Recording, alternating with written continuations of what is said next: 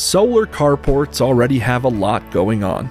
Steel, modules, electrical, layout, access, and about 9 other things everyone assumes will be simple until installation day. So why add additional mounting hardware if you don't need to? For purlin-constructed solar canopies, a railless DirectAttach approach allows PV modules to mount directly to the structural purlins, eliminating the need for traditional mounting rails and roofing.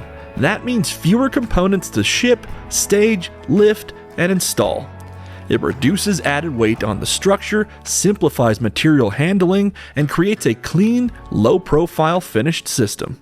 With fewer parts in the field, crews can spend less time assembling hardware and more time installing modules. Bottom-up installation also makes wire management and on-site adjustments simpler throughout the project. Because the attachment doesn't require drilling into the structural members, installers can maintain the integrity of the canopy while still benefiting from a secure, engineered mounting solution built for long-term performance. The result is a streamlined approach that helps simplify installation without sacrificing reliability.